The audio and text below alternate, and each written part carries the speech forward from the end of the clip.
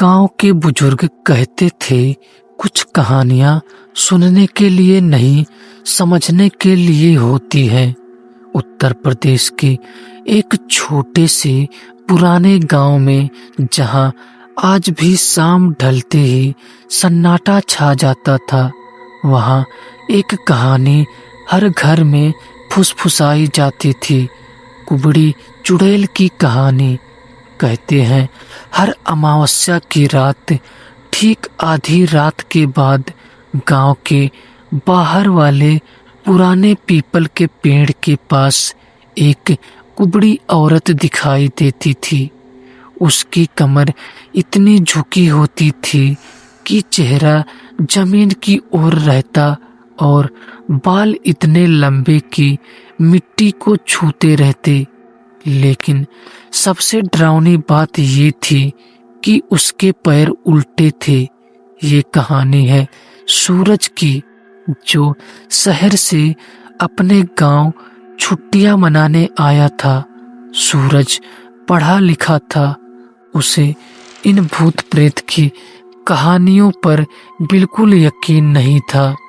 एक रात खाना खाते वक्त उसकी दादी ने उसे चेतावनी दी, बेटा, अमावस्या की रात आने वाली है, रात को बाहर मत निकलना, वो कुबड़ी चुड़ैल घूमती है।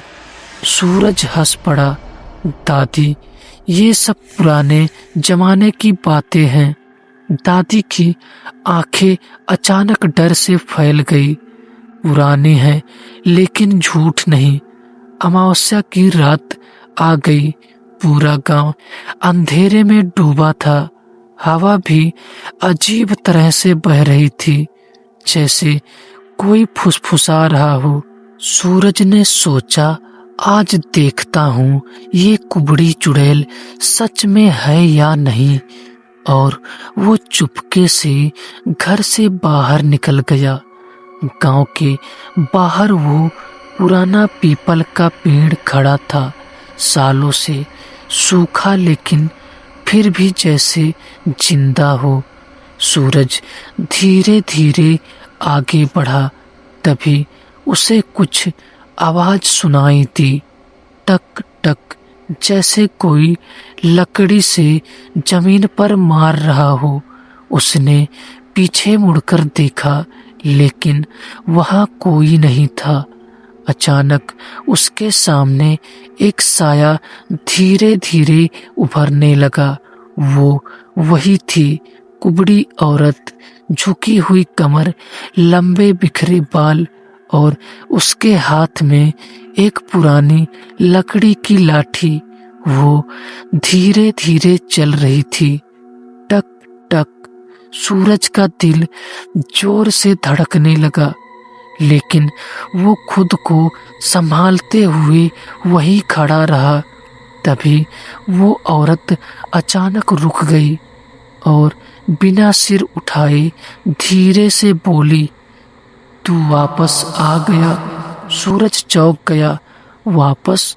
मैं तो पहली बार आया हूँ। तभी वो औरत धीरे धीरे अपना सिर उठाने लगी। उसके बाल हटे और जो चेहरा दिखा वो इंसान का नहीं था। आंखें पूरी काली, मुंह टेढ़ा और चेहरे पर अजीब सी मुस्कान। वो हंसने लगी, तू वही है जिसे मैं सालों से ढूंढ रही थी। सूरज पीछे हटने लगा, लेकिन अचानक उसके पैर जैसे जमीन में जकड़ गए। वो हिल भी नहीं पा रहा था।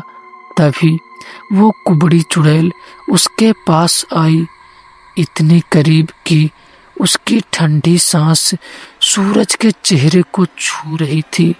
और उसने धीरे से उसके कान में फुसफुसाया, तुझे याद नहीं, लेकिन मुझे सब याद है।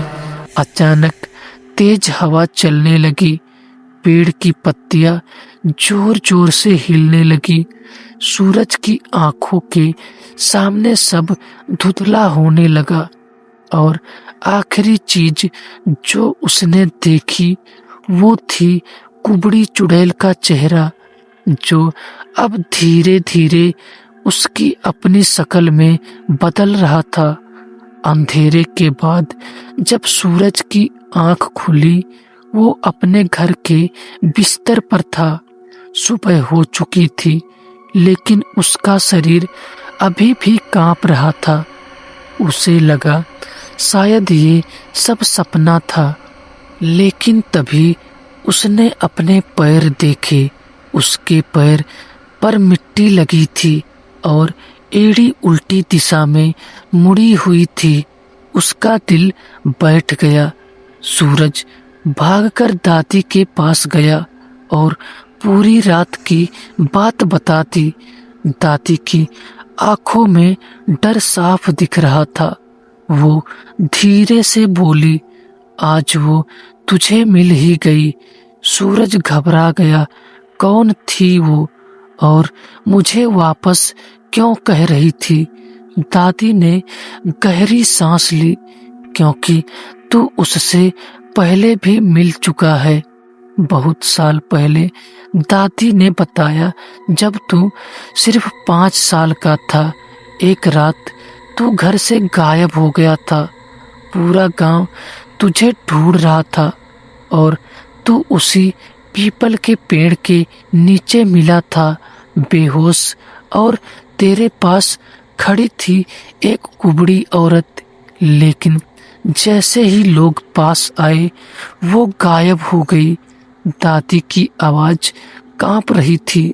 उस दिन के बाद तेरा व्यवहार बदल गया था। तू रात को उठकर अकेले बात करता और हमेशा एक ही नाम लेता, माँ। सूरज के हाथ ठंडे पड़ गए। माँ। दादी की आंखों से आंसू निकल पड़े। वो कोई चुड़ैल नहीं थी, वो तेरी असली माँ थी। सूरज की सांस रुक गई। लेकिन मेरी माँ तो, दादी ने सिर झुका लिया। तेरी माँ को गांव वालों ने चुड़ैल समझकर मार दिया था, क्योंकि वो अलग थी। उसकी पीठ बचपन से झुकी हुई थी और लोग कहते थे उसके पास अजीब शक्तियां हैं। एक रात जब तू छोटा था, तू बीमार था, तेरी माँ तुझे बचाने के लिए उस पीपल के पेड़ के पास गई, लेकिन गांव वालों ने उसे देख लिया और उसे जिंदा जला दिया। दादी रोते हुए बोली, मरते वक्त उसने बस एक ही बात कही थी, मैं वापस आऊंगी अपने बेटे के लिए। सूरज के दिमाग में सब घूमने लगा। कल रात वो क्यों बोली तू वापस आ गया? क्योंकि वो हर अमावस्या को वहीं आती थी, अपने बेटे का इंतजार करती थी, और अब वो पहचान चुकी थी। उस रात के बाद सूरज बदलने लगा। उसकी पीठ धीरे धीरे झुकने लगी। चलते वक्त उसके कदम अजीब हो गए और हर अमावस्या की रात गांव वाले देखते, पीपल के पेड़ के पास 2 साए खड़े होते थे, एक कुबड़ी चुड़ैल और दूसरा एक नया कुबड़ा साया, जो अब उसका बेटा बन चुका था। कुछ लोग चुड़ैल पैदा नहीं होते, उन्हें बना दिया जाता है, और कुछ रिश्ते मौत के बाद भी खत्म नहीं होते। तो दोस्तों, ये रहा आज का कहानी। दोस्तों, ये कहानी आपको कैसी लगी कमेंट करके जरूर बताइएगा। और अगर ये कहानी आपको अच्छी लगी तो हमारे वीडियो को लाइक और हमारे चैनल को सब्सक्राइब जरूर कर लीजिएगा। तो दोस्तों, मिलेंगे कल किसी और खौफनाक हॉरर स्टोरी के साथ। तब तक के लिए शुभ रात्रि दोस्तों।